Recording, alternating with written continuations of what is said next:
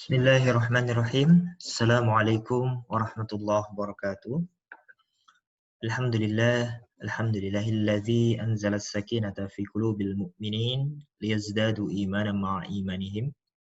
Asyhadu an la ilaha illallah wa asyhadu anna Muhammadan abduhu wa rasuluh.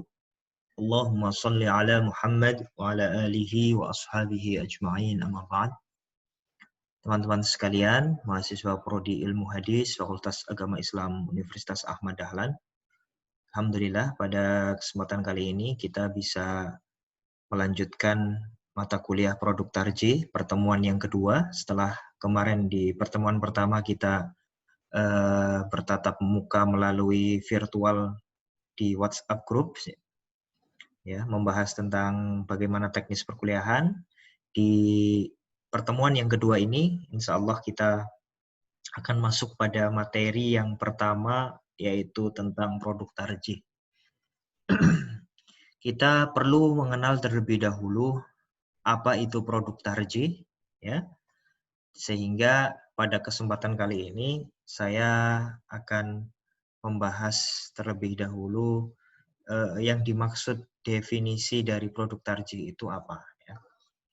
Kalau kita kupas satu persatu, ya, makna dari produk tarjih ini maksudnya adalah hasil ijtihad yang dikeluarkan oleh Majelis Tarjih dan Tajdid Pimpinan Pusat Muhammadiyah. Jadi mata kuliah produk tarjih kebanyakan nanti akan membahas porsinya adalah tentang Majelis Tarjih dan Tajdid PP Muhammadiyah beserta hasil-hasil ijtihadnya.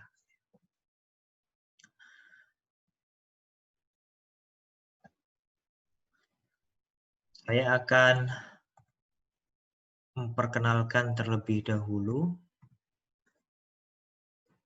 3 produk tarjih. Ya.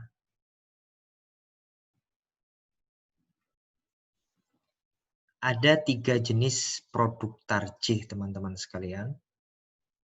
Yang pertama adalah putusan, yang kedua fatwa, yang ketiga adalah wacana.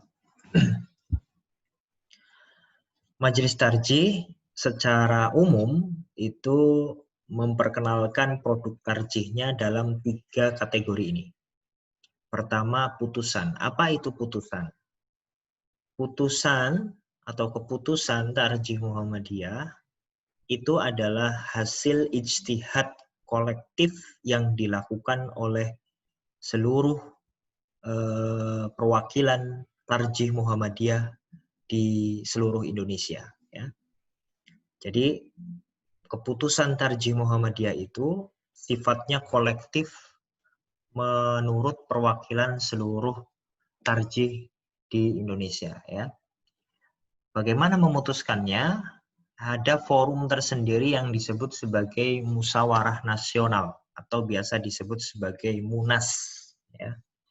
Nah, Munas Tarjih ini itu diikuti oleh perwakilan dari seluruh Tarjih Muhammadiyah di Indonesia, ya. Sehingga di acara Munas ini, di forum Munas ini, mereka akan berdiskusi merumuskan ketentuan-ketentuan agama, sosial keagamaan yang sifatnya kolektif satu Indonesia, ya. Sehingga putusan ini kalau sudah ditetapkan, maka idealnya itu mengikat seluruh anggota Muhammadiyah secara umum, ya, tidak hanya anggota tarjih tapi seluruh anggota Muhammadiyah, ya, yang punya dan mengaku menjadi anggota Muhammadiyah seharusnya mentaati keputusan Tarjih Muhammadiyah, ya. Yang kedua, ada jenis produk tarjih yang disebut sebagai fatwa, ya.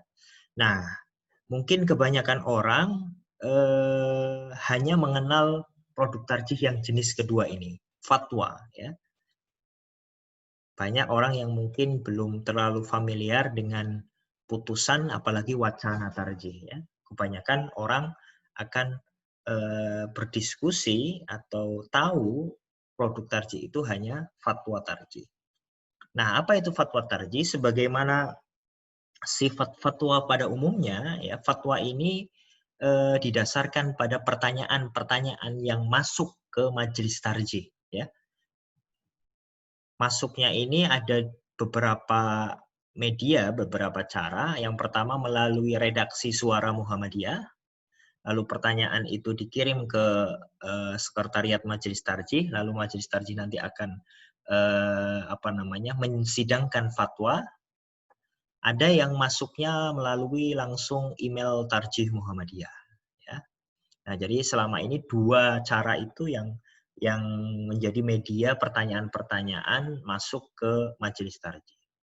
Nah, fatwa ini itu dirumuskan dan disidangkan lalu ditetapkan oleh tim Fatwa Tarjih Muhammadiyah, yaitu Divisi Fatwa dan Pengembangan Tuntunan Majelis Tarjih PP Muhammadiyah. Jadi tidak seluruh anggota tarjih di Indonesia, tapi hanya anggota tim fatwa saja yang merumuskan fatwa ini. Mereka nanti akan menunjuk salah seorang, lalu membuat draft. Setelah draft itu jadi dirapatkan, disidangkan, dirumuskan, diperdebatkan, ya, sehingga nanti sama-sama kalau sudah disepakati, inilah sikap fatwa tarjih Muhammadiyah. Ya. Jadi ada pertanyaan yang masuk, lalu kemudian disidangkan, lalu kemudian ditetapkan. Nah, jenis produk tarjih yang ketiga, nah ini yang mungkin belum banyak orang tahu, yaitu wacana tarjih. Wacana tarjih ini sifatnya tidak mengikat sama sekali, ya, karena ini namanya saja wacana, ya hanya sekedar melempar isu, melempar wacana gitu ya. Nah, wacana ini ada pada misalkan jurnal-jurnal tarjih, ya, tulisan-tulisan di jurnal tarjih, kemudian seminar-seminar yang diadakan oleh majelis tarjih membahas tema apa, ya. Nah, itu sifatnya masih wacana. Itu ya. Jadi itu beberapa produk tarjih Muhammadiyah. Nah, teman-teman sekalian, pada mata kuliah kita di produk tarjih ini, tidak semua jenis produk tarjih ini akan kita bahas bersama. Nanti kita akan fokus pada dua jenis produk tarjih yang pertama, yaitu putusan dan juga fatwa. Ya. Kita akan berdiskusi di sana. Di bagian wacana nanti mungkin akan tidak kita bahas seperti itu. Baik teman-teman, itu sedikit pengenalan dari 3 produk tarjih. Sekarang kita masuk ke apa sih sebenarnya Majelis Tarjih Muhammadiyah. Ya. Bagaimanapun kalau kita mau membahas produk tarjih Muhammadiyah, kita harus tahu dulu siapa sih sebenarnya ini yang mengeluarkan, yaitu majelis tarjih. Siapa majelis tarjih itu? Nah, apa itu? Lembaga bagaimana? Gitu. Nah, maka kita perlu tahu. Seperti kita ketahui bersama, teman-teman sekalian, Muhammadiyah yaitu gerakan Islam modernis yang didirikan oleh Kiai Haji Ahmad Dahlan, berdiri atau lahir pada tanggal 18 November 1912, ya, ketika itu muncul dari beberapa faktor, ya, ada faktor-faktor yang sifatnya internal, ya, yaitu misalkan munculnya gejala-gejala TBC, takhayul, bid'ah, khurafat dan lain sebagainya, sehingga Ahmad Dahlan punya kesadaran untuk memerangi itu, ya, nanti ada faktor eksternal juga, nanti akan kita bahas. Nah, ketika Muhammadiyah berdiri, belum ada lembaga-lembaga khusus yang ada di bawahnya, ya, sebagaimana organisasi baru, ya, belum ada lembaga-lembaga yang membantu secara khusus, termasuk majelis tarjih ini. Baru kemudian di tahun 1927 lahirlah majelis tarjih di Pekalongan, ya. Ketika itu Munas Tarjih di Pekalongan, ya, itu memutuskan untuk mendirikan Majelis Tarjih Muhammadiyah, ya. Jadi ada beberapa tahun di mana Muhammadiyah itu tidak ada majelis tarjihnya, gitu. Tapi bukan berarti sebelum ada majelis tarjih tidak ada kegiatan bimbingan keagamaan seperti memberikan fatwa dan lain sebagainya, ya. Jadi kalau teman-teman merujuk ke majalah Suara Muhammadiyah edisi-edisi awal, di sana ditemukan bahwa ada sudah ada fatwa-fatwa tanya jawab agama yang ditanyakan ke Suara Muhammadiyah, padahal itu edisi awal sekali, lalu dijawab sendiri oleh pimpinan-pimpinan Muhammadiyah pada waktu itu, yang memang pimpinan-pimpinan Muhammadiyah waktu itu hampir seluruhnya adalah ulama. Ya, nah ini yang perlu saya garis bawahi, bahwa pimpinan-pimpinan Muhammadiyah awal, ya, termasuk juga Kiai Haji Ahmad Dahlan, itu adalah seorang ulama.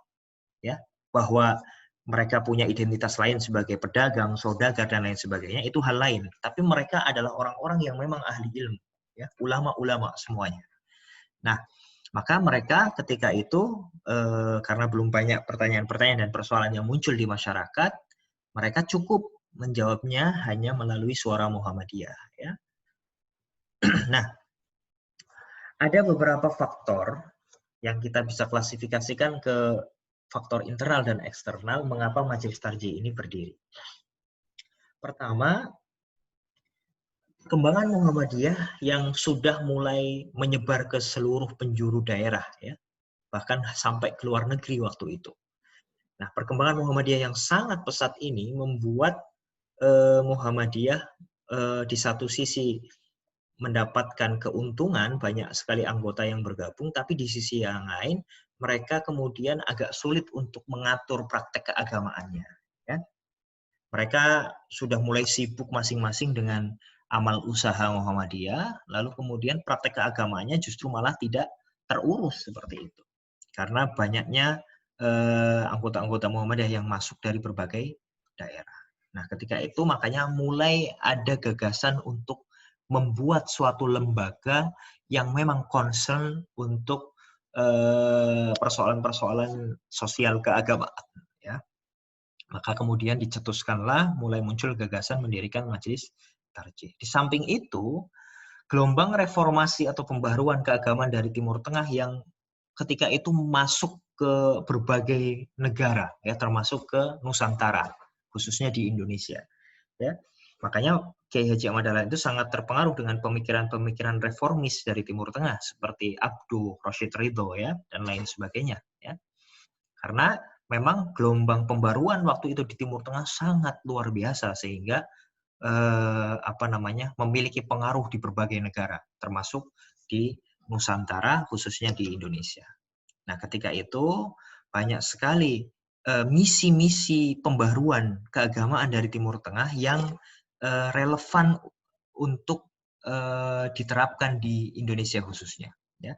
Salah satu misi reformasi pembaruan keagamaan di Timur Tengah itu adalah memurnikan ajaran Islam sesuai dengan Al-Quran dan Sunnah. Ya.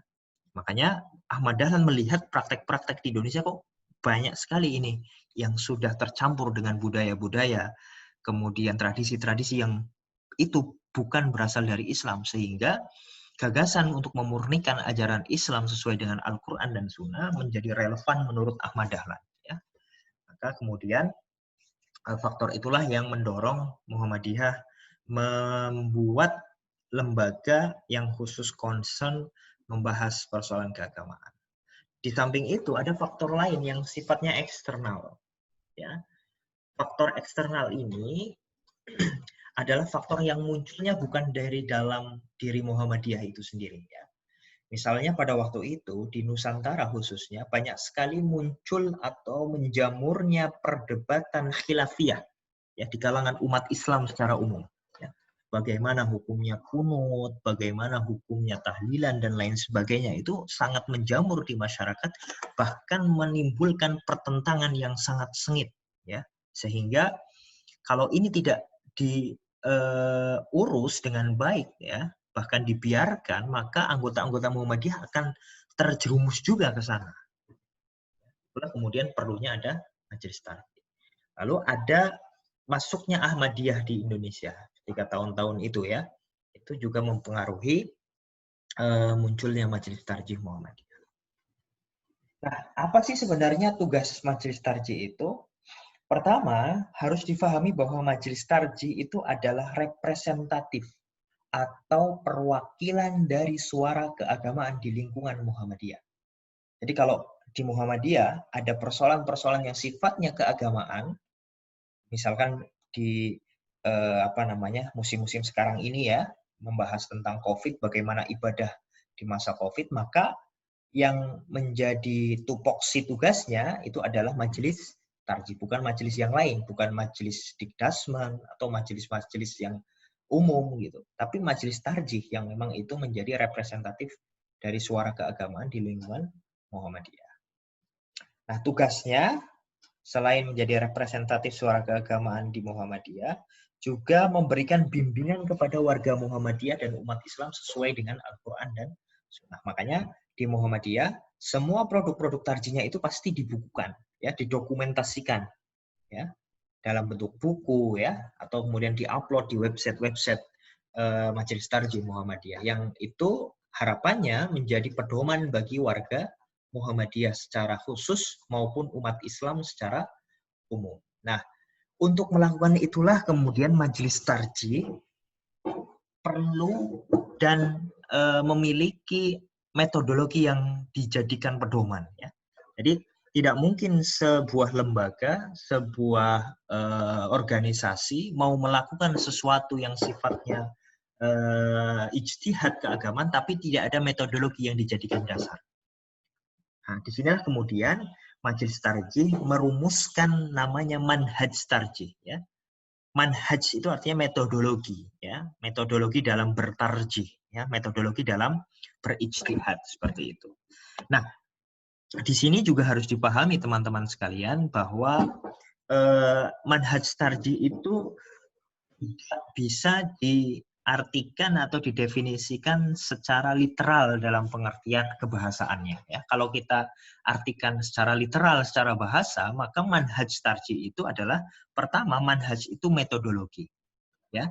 Tarjih itu artinya kalau kita merujuk ke pendapatnya Ar-Razi misalkan, beliau menyebutkan taqwiyatu ahadil qaulaini, ya, alal akhar, menguatkan salah satu pendapat dibandingkan pendapat yang lain. Jadi tarjih itu adalah salah satu teori dalam usul fikih ketika terjadi misalkan ta'arudul adillah, ya, pertentangan dalil. Maka di sana salah satu caranya untuk menyelesaikan persoalan ta'arudul adillah itu atau pertentangan dalil itu adalah dengan at-tarjih, menguatkan di antara dua dalil atau dua pendapat di atas pendapat yang lain. Nah, kalau itu maknanya, maka manhaj tarjih adalah metodologi untuk bertarjih, untuk menguatkan satu pendapat atau satu dalil di atas dalil yang lain.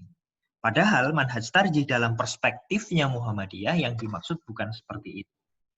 Memang betul teman-teman sekalian bahwa majelis tarjih dulu awalnya, ya, itu memang sifatnya tadi mentarjih pendapat-pendapat ulama dulu.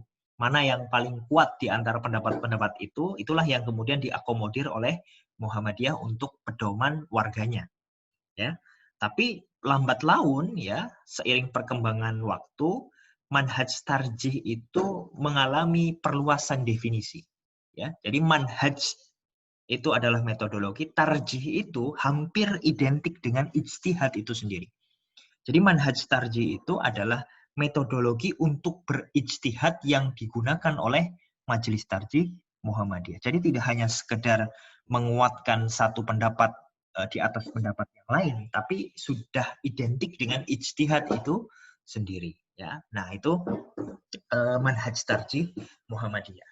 Nah, teman-teman sekalian, pertemuan kita sekarang ini baru membahas itu, ya, membahas tentang majelis tarjih, kemudian apa itu manhaj tarjih Muhammadiyah. Pada pertemuan selanjutnya kita akan membahas lebih dalam metodologi yang digunakan oleh majelis tarjih ini, sehingga nanti kita bisa memahami kenapa Muhammadiyah punya pendapat atau punya produk tarjih. Misalkan salah satu produk tarjih di Muhammadiyah itu adalah fatwa haram rokok, ya. Teman-teman, kok kenapa Muhammadiyah punya sikap mengharamkan rokok padahal yang lain tidak sampai mengharamkan? Nah, kalau kita paham manhaj tarjihnya, metodologinya, maka kita akan tahu rasionalisasi mengapa Muhammadiyah mengharamkan rokok. Nah, nanti kita akan bahas lebih lanjut pada pertemuan-pertemuan berikutnya, ya. Untuk pertemuan kali ini kita cukupkan terlebih dahulu. Kita akhiri dengan membaca hamdalah. Alhamdulillahirabbil alamin. Assalamualaikum warahmatullahi wabarakatuh.